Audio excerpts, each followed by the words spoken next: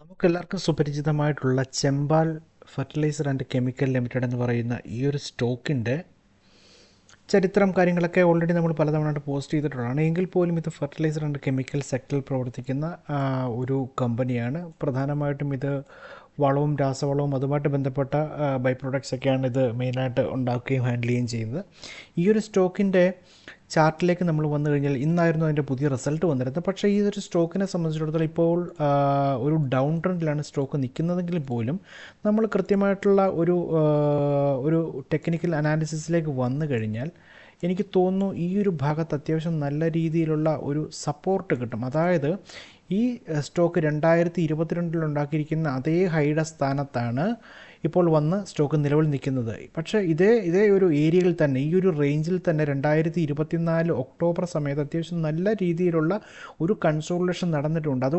അതുകൊണ്ടൊക്കെ തന്നെ ഈ ഒരു ഏരിയ അല്ലെങ്കിൽ ഈ ഒരു റേഞ്ച് എന്ന് പറയുന്നത് അത്യാവശ്യം നല്ല രീതിയിലുള്ള ഒരു മേജർ റെസിസ്റ്റൻസ് അല്ലെങ്കിൽ മേജർ സപ്പോർട്ട് എന്ന രീതിയിൽ ബിഹേവ് ചെയ്യുന്ന ഒരു ഏരിയ ആയിട്ടാണ് എനിക്ക് കണക്കാക്കാൻ പറ്റുന്നത്. അതുകൊണ്ട് തന്നെ ഈ ഒരു ഏരിയയിൽ നിന്നും സ്റ്റോക്ക് റിവേഴ്സ് ആകുമെന്നാണ് പേഴ്സണലി ഞാൻ പ്രതീക്ഷിക്കുന്നത്. പക്ഷേ ഇതിനുള്ള ഒരു ഇൻഡിക്കേഷനോ കാര്യങ്ങളോ നിലവിൽ ഇവിടെ തന്നിട്ടില്ല എങ്കിൽ പോലും എൻ്റെ പ്രതീക്ഷയാണ്, നമ്മളുടെ പ്രതീക്ഷയാണ്, നമ്മൾ ചാർട്ട് അനലൈസ് ചെയ്ത് നമ്മൾ റീഡ് ചെയ്യാൻ ട്രൈ ചെയ്യുകയാണ്. അപ്പോൾ എന്തായാലും ഇവിടുന്ന് തിരിച്ച് കയറുമെന്നാണ് എൻ്റെ പ്രതീക്ഷ. അതോടൊപ്പം തന്നെ ഇവിടെ ശ്രദ്ധിക്കേണ്ട പ്രധാന ഒരു കാര്യം, ഇപ്പോൾ ഞാൻ ഈ ഇട്ടിരിക്കുന്ന EMI എന്ന് പറയുന്ന EMI ലൈൻ എന്ന് പറയുന്നത് 21 EMI ആണ്. അപ്പം എൻ്റെ ഒരു പേഴ്സണൽ കോൺസെപ്റ്റ് അനുസരിച്ച് ഈ ഒരു EMI കട്ട് ചെയ്ത് മുകളിൽ എപ്പോഴാണ് എനിക്കൊരു ക്ലോസിങ് തരുന്നത്, ആ സമയത്ത് ഒരല്പം വോളിയം കൂടെ ഉണ്ടെന്നുണ്ടെങ്കിൽ ഞാൻ മോർ ദാൻ ഹാപ്പി, അല്ലെങ്കിൽ ഞാൻ വളരെയധികം കോൺഫിഡൻ്റ് ആയിരിക്കും അങ്ങനെയുള്ള കാര്യങ്ങൾ. അങ്ങനെയാണെന്നുണ്ടെങ്കിൽ സ്റ്റോക്ക് ഏകദേശം ഈ ഒരു റേഞ്ചിൽ, അതായത് ഇപ്പോൾ ഈ വച്ചിരിക്കുന്ന ചുമല വരയ്ക്ക് മുകളിൽ ഒന്ന് ക്ലോസ് ചെയ്ത് എനിക്ക് കിട്ടുകയാണെന്നുണ്ടെങ്കിൽ ഏകദേശം അടുത്ത ഒരു റീസെൻറ്റ് ഹൈയിലേക്ക് എനിക്കൊരു 20%, 29%, 30%ഓളം എനിക്ക് പ്രോഫിറ്റ് ഗ്രോത്ത് ഇവിടെ നിലവിൽ കാണിക്കുന്നുണ്ട്. അത് നമ്മളുടെ പേഴ്സണൽ കാൽക്കുലേഷനാണ്. ഇതെങ്ങനെയാണെന്ന് വെച്ച് കഴിഞ്ഞാൽ നമുക്കായാലും ഈസിയായിട്ട് ട്രൈ ചെയ്യാൻ പറ്റുന്നുള്ളൂ. എനിക്ക് ഏകദേശം ഞാനിവിടെ കാണിച്ചിരിക്കുന്ന അല്ലെങ്കിൽ വരച്ച് കാണിച്ചിരിക്കുന്ന ഏകദേശം നിങ്ങൾക്ക് മനസ്സിലായി എന്നാണ് ഞാൻ പ്രതീക്ഷിക്കുന്നത്. ഈ സപ്പോർട്ട് ആൻഡ് റെസിസ്റ്റൻസ്, അതുപോലെ തന്നെ എങ്ങനെയാണ് ഈ ഗ്രോത്ത് പൊട്ടൻഷ്യൽ കാണിക്കുന്ന മീൻസ് നമ്മൾ കാൽക്കുലേറ്റ് ചെയ്യുന്ന എന്നുള്ളത് അറിയാത്ത ആളുകൾക്ക്, പുതിയതായിട്ട് മാർക്കറ്റിൽ വന്ന ആളുകളെ ഒന്ന് കാണിക്കാൻ വേണ്ടിയിട്ടാണ് ഞാൻ ഇത്രയും വിശദമായിട്ട് തന്നെ കാര്യങ്ങൾ കാണിച്ചത്. നമ്മളുടെ ഒരു നിയറസ്റ്റ് റെസിസ്റ്റൻസ് എന്ന രീതിയിലാണ് ഞാൻ ഈ ഒരു പ്രോഫിറ്റിൻ്റെ ഒരു ഗ്രോത്ത് പൊട്ടൻഷ്യൽ ഞാനിവിടെ എടുത്തിരിക്കുന്നത്. ഇതാണ് ചാർട്ടിനെ സംബന്ധിച്ച നിലവിലത്തെ എൻ്റെ ഒരു പേഴ്സണൽ അനാലിസിസ്. ഇവിടെ നിലവിൽ വോളിയോ കാര്യങ്ങളൊന്നും കാണിച്ചിട്ടില്ല. അതുകൊണ്ടാണ് ഞാൻ പറഞ്ഞത് ഈ ഒരു ലൈനെ ക്രോസ് ചെയ്ത് അല്ലെങ്കിൽ ഈ ഒരു ഏരിയയിൽ നിന്നും ഒരു റിവേഴ്സൽ സിഗ്നൽ കാണിക്കുന്നതിന് വരെ നമ്മൾ എന്തായാലും വെയിറ്റ് ചെയ്തേ പറ്റത്തുള്ളൂ. അതുപോലെ തന്നെ നിങ്ങൾ ഏത് ട്രേഡിംഗ് മെത്തേഡാണ് നിങ്ങൾ ഫോളോ ചെയ്യുന്നത്, അതിൽ ഒരു കൺഫർമേഷൻ കൃത്യമായിട്ട് കിട്ടുന്നതിന് വരെ നിങ്ങൾ എന്തായാലും വെയിറ്റ് ചെയ്യുക. പക്ഷേ എനിക്കൊരു സേഫായിട്ട് എൻ്റെ ഒരു പേഴ്സണൽ എനിക്ക് തോന്നുന്നു ഈ ഒരു ലൈനെ അല്ലെങ്കിൽ 545 അല്ലെങ്കിൽ 545 അല്ലെങ്കിൽ 550 റേഞ്ചിനെ കവർ ചെയ്ത് മുകളിലേക്ക് ഒരു ക്രോസ് ചെയ്ത് ഒരു ഗ്രീൻ ക്യാൻഡിൽ വിത്ത് വോളിയം കിട്ടുമെന്നുണ്ടെങ്കിൽ നമുക്ക് കോൺഫിഡൻ്റ് ആയിട്ട് ഈ പറയുന്ന ട്രേഡിൽ ഇരിക്കാൻ പറ്റുമെന്നാണ് എനിക്ക് തോന്നുന്നത്. അതുപോലെ തന്നെ നമുക്ക് നേരെ ചാർട്ടിലേക്ക് പോകാം. ഇതിൻ്റെ ഒരു ഫണ്ടിങ് കാര്യങ്ങളൊക്കെ നമുക്കൊന്ന് നോക്കേണ്ടി പോകാം. ഏകദേശം 19,300 കോടി രൂപയ്ക്കടുത്താണ് ഇതിൻ്റെ മാർക്കറ്റ് ക്യാപ്പ് എന്ന് പറയുന്നത്.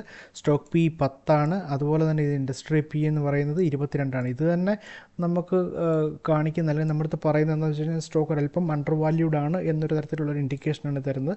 ROCE അതുപോലെ തന്നെ ROE നല്ല ഒരു വാല്യൂ തരുന്നത് കൊണ്ട് തന്നെ ഇത് ഫെൻറ്റാസ്റ്റിക് ആയിട്ടുള്ള ഒരു ഗ്രോത്ത് പൊട്ടൻഷ്യലുള്ള സ്റ്റോക്കായിട്ട് നമുക്ക് കണക്കാക്കാം. അതുപോലെ പ്യൂട്രസി സ്കോർ ആണെന്ന് പറഞ്ഞാലും 7 തന്നിരിക്കുന്നത്. അതായത് ബെസ്റ്റ് ഗ്രോത്ത് അല്ലെങ്കിൽ ഏറ്റവും നല്ല ഒരു എഫിഷ്യൻ്റുള്ള സ്റ്റോക്ക് എന്ന രീതിയിലാണ് ഇതിനെല്ലാം വെച്ച് കൂട്ടാൻ നേരത്ത് എനിക്ക് മനസ്സിലാകുന്നത്. ഡെപ്റ്റ് ആണെങ്കിലും വളരെ കുറവാണ്, 0.01% ഉള്ളത്. ഏകദേശം 100 കോടി രൂപയ്ക്കടുത്ത് മാത്രമേ ഉള്ളൂ ഇതിൻ്റെ ഡെപ്റ്റ് എന്ന് പറയുന്നത്. പ്രൊമോട്ടേഴ്സിൻ്റെ ഹോൾഡിങ്സ് എന്ന 60% മുകളിലുള്ള സെയിൽസ് ഗ്രോത്ത് 20%, പ്രോഫിറ്റ് ഗ്രോത്ത് 21%. ഇതെല്ലാം കാണിക്കുന്ന അത്യാവശ്യം നല്ല രീതിയിലുള്ള ഒരു സ്റ്റോക്കാണെന്നുള്ള ഒരു ഇൻഡിക്കേഷനാണ് കാണിക്കുന്നത്.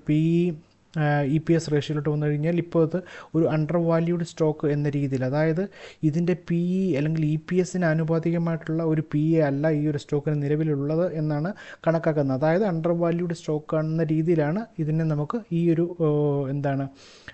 ഒരു ഗ്രാഫിക്കലായിട്ടുള്ള പ്രസൻറ്റേഷനിൽ നമുക്ക് മനസ്സിലാക്കാൻ പറ്റുന്നത്. നേരെ നമ്മൾ ക്വാർട്ടർലി റിസൾട്ടിലേക്ക് വന്നു കഴിഞ്ഞാൽ കഴിഞ്ഞ സെപ്റ്റംബറിൽ 790 കോടിയായിരുന്നു. പക്ഷേ ഈ കഴിഞ്ഞ ക്വാർട്ടറിൽ 761 കോടിയായിരുന്നു. പക്ഷേ ഇന്നത്തെ റിസൾട്ട്, അതായത് ഇന്നാണ് റിസൾട്ട് വന്നിരുന്നത്. ഇന്നത്തെ റിസൾട്ടിൽ അതിനെല്ലാം കവർ ചെയ്ത് 842 കോടിയിലേക്ക് വന്നു. പെർസെൻറ്റേജ് വൈസ് നോക്കാൻ നേരത്ത് വലിയ വ്യത്യാസം കാണിക്കുന്നില്ല എങ്കിൽ പോലും ഇത് എമൗണ്ടിലേക്ക് മാറ്റാണ്, അല്ലെങ്കിൽ ഫിഗറിലേക്ക് നോക്കുന്നത് അത്യാവശ്യം നല്ല രീതിയിലുള്ള ഒരു പൊട്ടൻഷ്യൽ അല്ലെങ്കിൽ നല്ലൊരു ഫിഗർ കാണിച്ചിട്ടുണ്ട്. അതുകൊണ്ട് തന്നെ നമുക്ക് ഒരു സ്റ്റേബിളായിട്ടുള്ള ഒരു പ്രോഫിറ്റ് ഇവിടെ ഉണ്ടെന്ന് തന്നെയാണ് നമുക്കിവിടെ കണക്കാക്കാൻ പറ്റുന്നത്. നമ്മളിതിൻ്റെ EPSലേക്ക് മാറിക്കഴിഞ്ഞാൽ കൃത്യമായിട്ട് ഇവിടെ കാണാം 13.39 ആയിരുന്നു കഴിഞ്ഞ വർഷം. ലാസ്റ്റ് ക്വാർട്ടറിൽ 13.70 ആയിരുന്നു. പക്ഷേ ഈ ഇപ്പം ഈ വന്നിരിക്കുന്ന ലേറ്റസ്റ്റ് റിസൾട്ട് പറയാൻ 16.19 നല്ല തരത്തിലുള്ള ഒരു എന്താണ് ഒരു നല്ലൊരു ഇൻഡിക്കേഷനായിട്ടാണ് എനിക്കിതിനെ കാണാൻ പറ്റുന്നത്. നമ്മൾ പ്രോഫിറ്റ് ആൻഡ് ലോസ് അക്കൗണ്ടിലേക്ക് വന്നു കഴിഞ്ഞാൽ സെയിൽസിൽ കൃത്യമായിട്ടുള്ള വർധനവ് നമുക്കിവിടെ കാണാൻ പറ്റും. അതിൻ്റെ ഒരു റിഫ്ലക്ഷൻ നമുക്കിവിടെ ഓപ്പറേറ്റിംഗ് പ്രോഫിറ്റിലും നമുക്ക് കാണാൻ പറ്റും. സ്റ്റോക്ക് പ്രൈസ് CAGRലാണെങ്കിലും കഴിഞ്ഞ ഒരു വർഷമായിട്ട് ഒരു 1% മാത്രമേ ഡിഫറൻസ് അല്ലെങ്കിൽ ഗ്രോത്ത് കാണിച്ചിട്ടുള്ളൂ. അത് നല്ലൊരു ഇൻഡിക്കേഷനായിട്ടാണ് എനിക്ക് തോന്നുന്നത്. ഇവിടെ നിങ്ങൾക്ക് കണ്ടാലറിയാം ഇക്വിറ്റി ക്യാപിറ്റൽ യാതൊരു വിധത്തിലുള്ള മാറ്റങ്ങളും വന്നില്ലെങ്കിൽ പോലും റിസർവിൽ കാര്യമായിട്ടുള്ള മാറ്റങ്ങൾ കാണിക്കുന്നത് തന്നെ നല്ലൊരു ഇൻഡിക്കേഷനായിട്ടാണ് എനിക്ക് പൊതുവെ തോന്നുന്നത്. അതുപോലെ തന്നെ ക്യാഷ് ഫ്രം ഓപ്പറേഷൻ ആണെങ്കിലും അത്യാവശ്യം നല്ലൊരു ഫിഗറാണ് ഇവിടെ കാണിച്ചിരിക്കുന്നത്. താരതമ്യേന ഇത് കഴിഞ്ഞ വർഷത്തെ അപേക്ഷിച്ച് നോക്കാൻ നേരത്ത് ക്യാഷ് കുറവാണെങ്കിൽ പോലും ഒരു പോസിറ്റീവ് ക്യാഷ് കാണിക്കുന്നതുകൊണ്ട് തന്നെ ഒരു നല്ല സൈനായിട്ടാണ് എനിക്ക് തോന്നുന്നത്. അത്ര മോശമെന്ന് നമുക്ക് പറയാൻ പറ്റില്ല. നേരെ ഷെയർ ഹോൾഡിംഗ് പാറ്റേണിലേക്ക് വന്നു കഴിഞ്ഞാൽ ഇവിടെ ഫോറിൻ ഇൻവെസ്റ്റേഴ്സ് വാങ്ങിച്ചു കൂട്ടുകയാണ്, എന്നാൽ ഇത് ഡൊമസ്റ്റിക് ഇൻവെസ്റ്റേഴ്സ് വിൽക്കുകയാണ് ചെയ്തിരിക്കുന്നത്. ഫോറിൻ ഇൻവെസ്റ്റേഴ്സ് വാങ്ങിക്കുക എന്ന് പറഞ്ഞു കഴിഞ്ഞാൽ അത്യാവശ്യം അതും ഈ പറയുന്ന പോലെ നല്ലൊരു ഇൻഡിക്കേഷൻ തന്നെയാണ്. എന്നാൽ പ്രൊമോട്ടേഴ്സ് ആരും വിറ്റൊഴിച്ചിട്ടുമില്ല. ഇതൊക്കെ ഓവറോൾ ഒന്ന് കൂട്ടി വായിച്ച് നോക്കുകയാണെങ്കിൽ അത്യാവശ്യം സ്റ്റോക്കിനെ സംബന്ധിച്ച് നല്ല ഒരു അഭിപ്രായമാണ് പേഴ്സണലി എനിക്ക് തോന്നുന്നത്. അതോടൊപ്പം തന്നെ ഞാൻ ഈ ചാർട്ടിൽ ആദ്യം പറഞ്ഞതുപോലെ നല്ലൊരു റിവേഴ്സൽ സിഗ്നൽ കിട്ടുന്നത് വരെ നമ്മൾ വെയിറ്റ് ചെയ്യുകയാണെങ്കിൽ അതായിരിക്കും ഏറ്റവും ബെറ്റർ. എന്തായാലും നിങ്ങൾ തീരുമാനിക്കുക, എന്തായാലും വെയിറ്റ് ചെയ്യുക. അതോടൊപ്പം തന്നെ ഇത് ഒരു എഡ്യൂക്കേഷൻ പർപ്പസിനായിട്ട് മാത്രമുള്ള വീഡിയോ ആണ്. ഒരു തരത്തിലുള്ള ബൈയിങ് ആൻഡ് സെല്ലിംഗ് റെക്കമെൻഡേഷനും അല്ല. ശ്രദ്ധിക്കുക. Thank you.